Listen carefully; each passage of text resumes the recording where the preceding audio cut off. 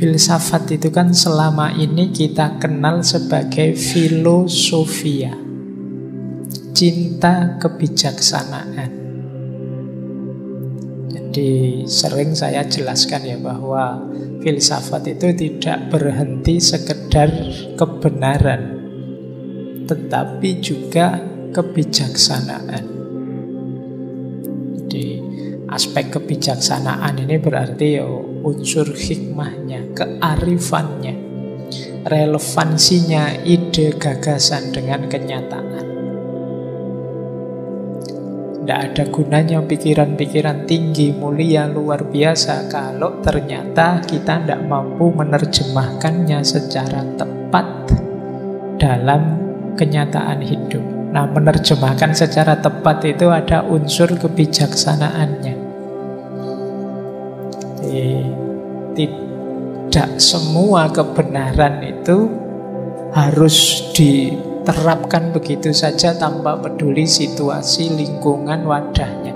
Karena kadang-kadang kalau kita tidak peduli lingkungan, situasi, yang semula benar ini sebenarnya bisa jadi blunder, malah menyusahkan kita, merepotkan kita, mengacaukan hidup kita. Kalau dalam Islam ada konsep barokah. Barokah itu ya sebenarnya bagian dari hikmah.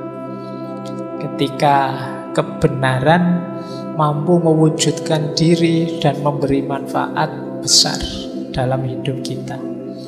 Nah, ini pandangan dasarnya filsafat itu love of wisdom, cinta pada kebijaksanaan. Oleh Levinas, love of wisdom ini dibalik. Kata Levinas, keliru orang-orang itu. Kok cinta pada kebijaksanaan sih? Yang benar itu bukan love of wisdom, tapi wisdom of love. Jadi filsafat itu kita hidup secara bijaksana dengan jalan cinta. Untuk bisa bijaksana itu kuncinya mencintai. Jadi justru hakikatnya filsafat, kata Levinas, bukan love of wisdom, tapi wisdom of love. Kebijaksanaan hidup melalui cinta. Nah, ini yang tadi saya sebut ya, beliau ini pikirannya agak khas. Selama ini kita membanggakan love of wisdom, tapi kata Levinas enggak, yang pas itu wisdom of love.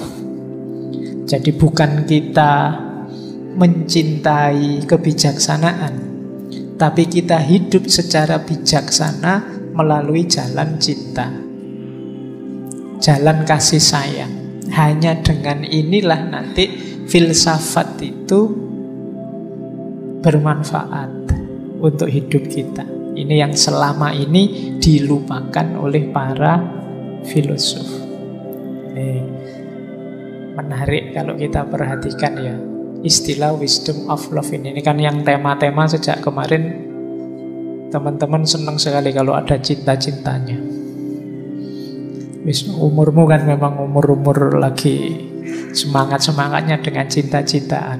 Ini istilah wisdom of love ini mungkin sebentar lagi populer oleh kalian. Ada cinta yang hidup. Nah, jadi memang nanti Levinas menjelaskan jalan untuk hidup bijaksana itu adalah cinta ini. Meskipun nanti dia pakai istilah yang berbeda, dia masuk melalui jalur etik. Berarti ini kalau urusan cinta itu bukan agape, cinta ilahiyah, atau eros, cinta yang erotik, tapi cinta yang persahabatan. Baik, jadi ini diawali dari sini nanti. Dari wisdom of love ini beliau masuk ke gagasan etiknya. Boleh teman-teman nanti meneliti ya, kajian-kajian agama, kajian-kajian filsafat, itu puncaknya nanti ketemunya semua itu banyak di cinta ini. Termasuk mode hidup yang paling tinggi. Itu kan sering saya sebut ini gaya cinta ini. Kita berhubungan dengan Allah pun puncaknya cinta, dengan Rasulullah puncaknya cinta.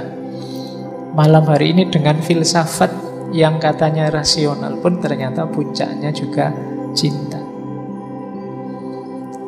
Boleh sekarang kamu cari dari jalur yang lain, apakah benar puncaknya semuanya itu cinta.